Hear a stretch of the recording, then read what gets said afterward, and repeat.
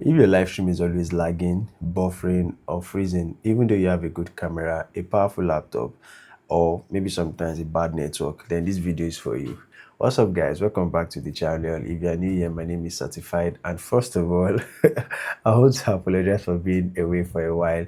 Yes, I've been away for some time now, and to everyone who has subscribed, supported, sent DMs, and asked questions, thank you so much. I truly appreciate it. And from now on, I'm going to be more consistent.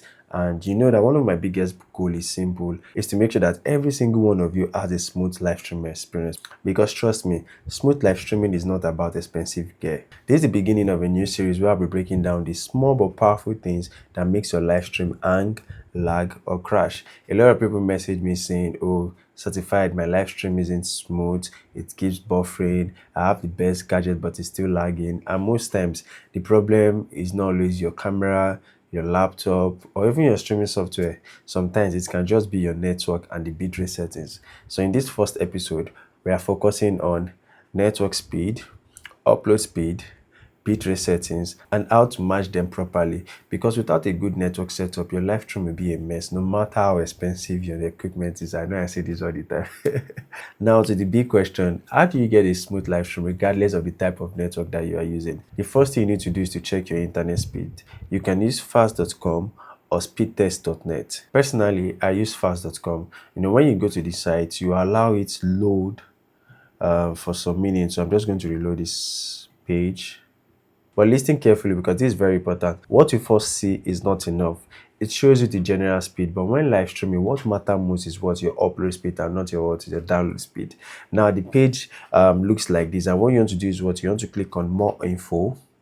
All right, so now when you click on more info, you would see your upload speed, and this is what determines the bitrate that you should use inside your streaming software, whether you're using your OBS, vMix, ATEM, or your hardware switcher. Now another important rule is that if your upload speed is what 5 Mbps, it does not mean that you should set your stream to what bitrate to 5 Mbps.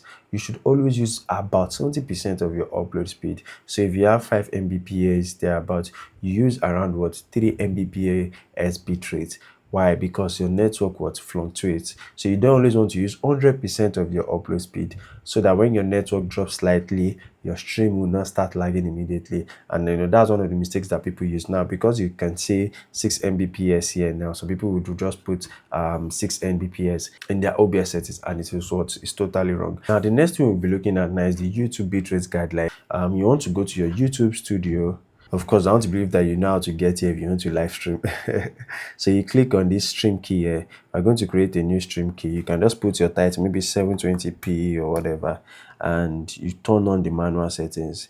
Now, when you turn on the manual settings, you can see right here that YouTube tells us that if you want to stream 360p, you need 400 kilobyte per second to 1000 kilobyte per second. You want to stream 720p, you need at least 1500 to 4000.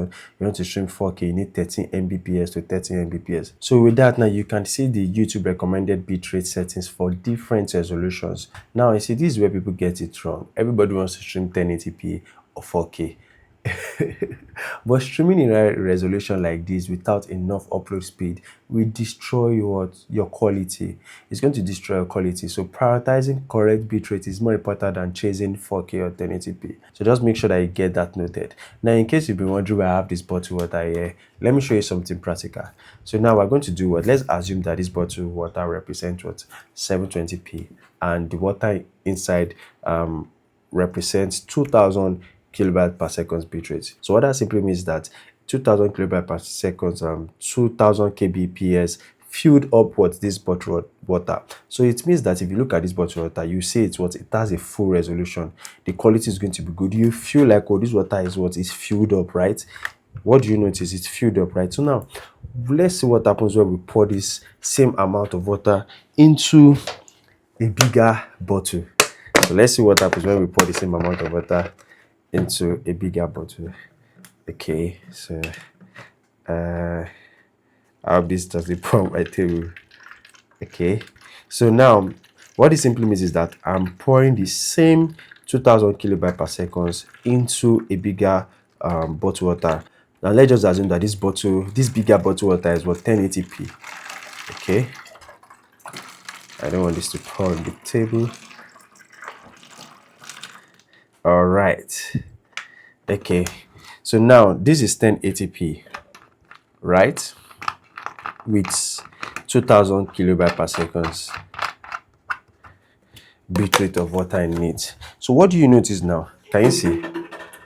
You can see that this thing is even barely, it's barely half. So what that simply means is that if you try to live stream your 1080p at 1080p resolution with 2000 kilobyte per second, it means you're not going to get half the resolution. So which one will you prefer? Will you prefer to stream with 2000 kilobyte per second with your 720p where you have a full resolution, than to stream with what 1080p where you have what not even up to half resolution? These are just the little things that makes the quality of your stream looks good. So this is exactly what happens when you're trying to stream 1080p with a low bitrate. The stream is going to look blurry, pixelated, and laggy. But if you had reduced the resolution to 720p while maintaining the same bitrate, your stream will look what clean and stable. So you know, sometimes lowering your resolution actually gives you a good quality, and I mean that's just the secret that some people don't know. So anyway, now you know. I hope that this has helped you to understand how your bitrate on your network works. So if YouTube recommends 3000 kilobytes per second for 1080p, but your upload speed is not up to maybe just 2000 kilobytes per second, like I've said, then do not force 1080p. Instead, what you can do is that you can lower your stream to 720p, set your bitrate to, let's say, 15 or 1008 thereabout. It's going to what keep it stable. And now let me tell you something, a stable 720 stream is better than a laggy 1080p stream. And always, you know, please just make sure that you always remember that. And I hope this video has helped you to understand how your network speed and bitrate affect your live stream quality. I don't want to see your live stream looking pixelated or lagging. If you have been struggling with a lagging live stream, buffering or drop frame, start by checking your upload speed and adjusting your bitrate correctly. If you have any question, drop them in the comment section. I'll personally respond. And in the next episode, we'll be talking about more ways to improve your live stream quality, the stability. And if this video has helped you, don't forget to like, comment, and subscribe. Share with someone struggling with a live stream lag. Thank you so much for watching, and let's make everyone live stream smooth. And I'll see you in the next video. Bye.